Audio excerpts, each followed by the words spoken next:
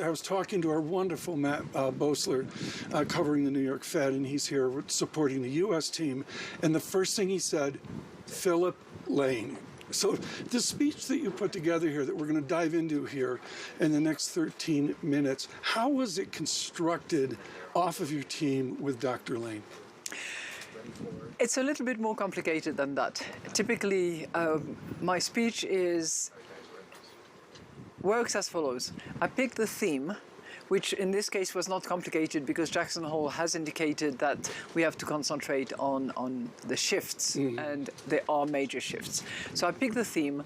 My team produces a first draft that I then look at, correct, changes, amend, we reconstruct a bit. Then I pass it on to Philip.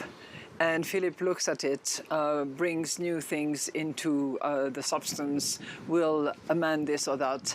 Then it comes back to me again, and I will polish it one more time. Then I share it with a few more economists in the team. I don't take all their comments, because if I did, it would not... You've been legendary for that. That's called a Lagarde no, right? That's true. Yeah, because everybody wants to have their little thing in there.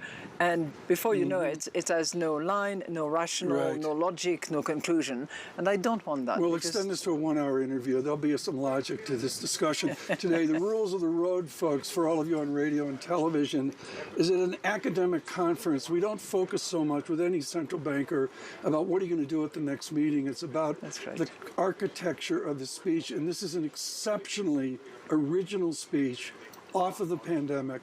Where do we go from here? I want to go back 4 months to your speech in New York, where in Wyoming, and this is Ernest Hemingway's Wyoming, you talked about suddenly, a sun also rises, there is gradually, and then it becomes suddenly.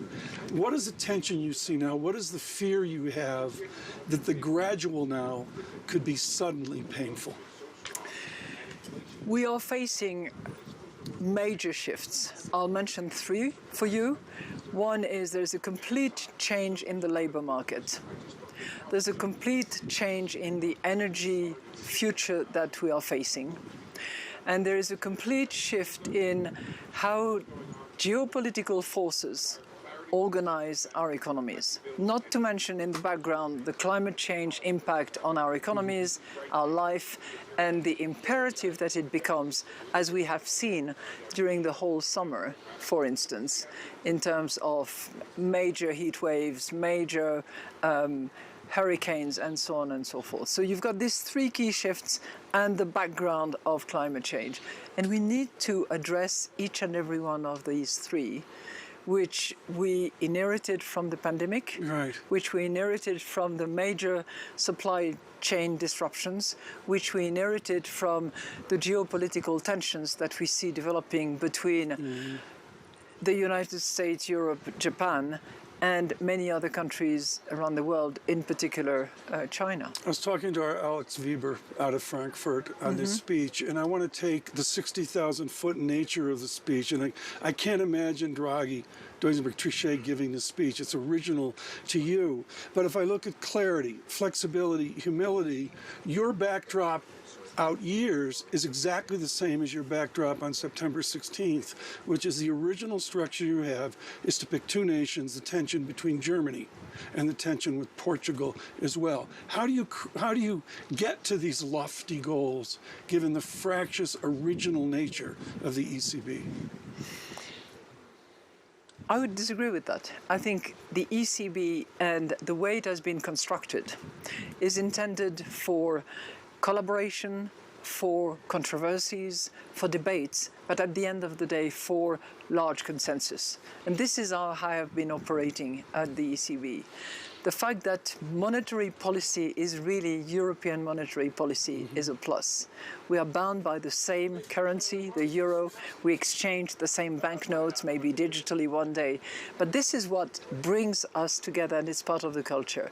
Now, then you have the fiscal situation. Then you have the debt situation. Then you have different markets and different constraints locally in the 20 member states. But the European Central Bank brings all those national central banks together. Not without pain, Right. not without, discussions, as I said, controversies occasionally, and not always by unanimous consensus. There is dissent at the ECB? Occasionally there is dissent, absolutely.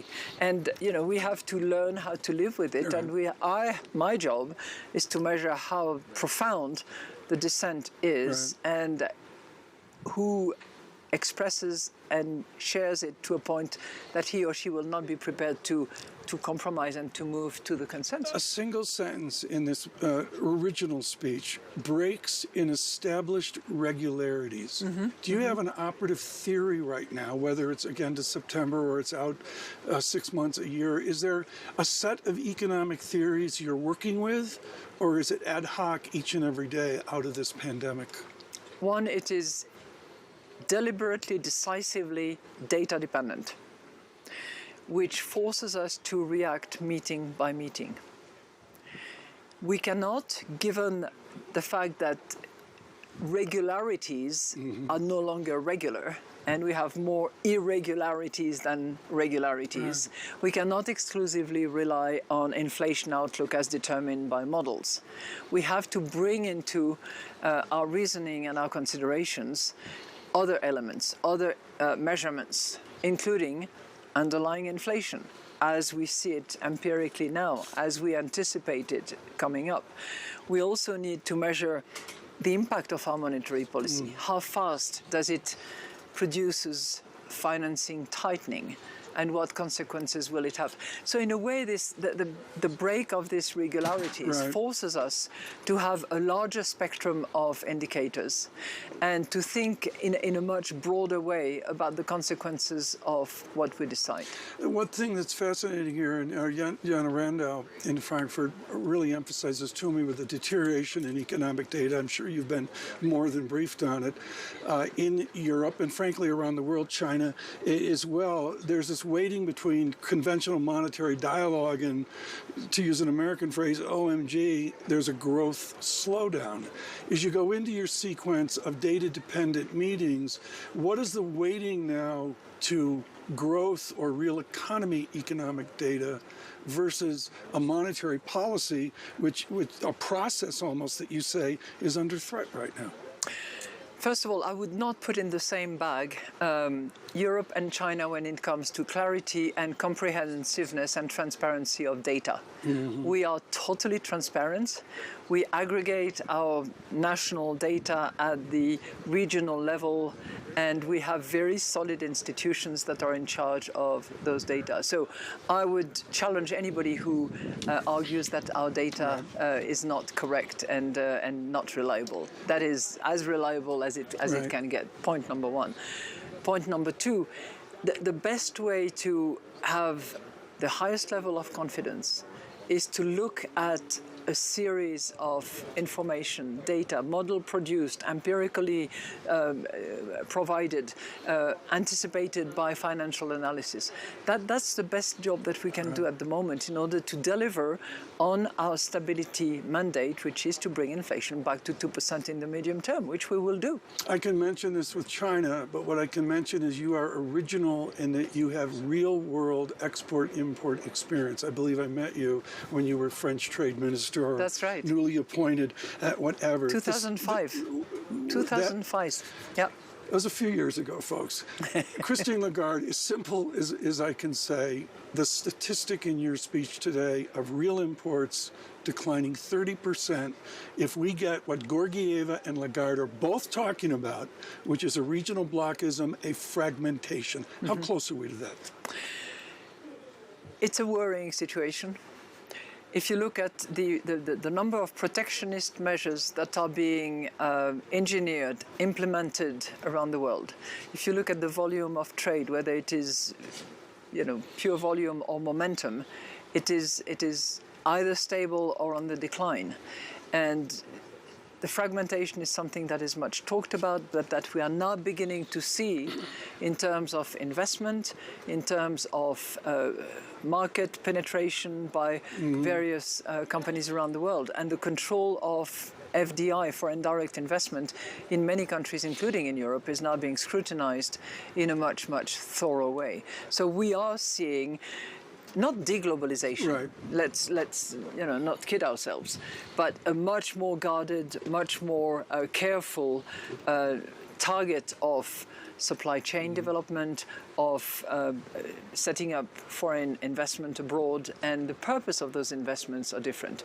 There was a time when you were setting up facility in a place where cost was lower. Right. Now you set up an investment, you set up a facility because you're going to penetrate that market, and you're not relying on, input-output. You mentioned tit-for-tat inflation. Is that what you confront at the next meeting and, frankly, at the meetings into 2024? We will be very, very attentive to wage developments, because obviously one of the strongest portion of the economy where prices are going up is services. And services is labor intensive. Services is generally less interest rate sensitive than others, where capital expenditures, of course, are more sensitive. So wages, as they develop, will matter enormously, which is why it's critically important that inflation expectations remain anchored at 2%. If trade unions and business associations appreciate that in relatively short order inflation will be back to 2%, they will not want to fuel more inflation by having wage or margin increases that would not be consistent with that. The language of this is accommodative, restrictive. Dominique Constant at Missoula would say there is super restrictive, talking about the U.S.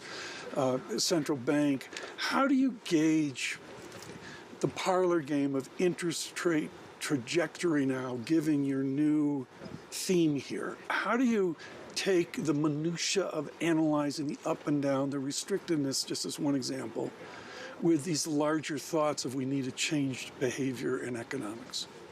We take all that very seriously. If you pick the example of the financing tightening, we look up and down the stream of all financing channels, from credit, lending, money markets, sovereign bonds, the whole gambit of it, to appreciate how much tightening is produced by our restrictive monetary policy. And we have to factor that into what I have called my three criteria, if you will: inflation outlook, underlying inflation, transmission, and strength of the transmission of monetary policy.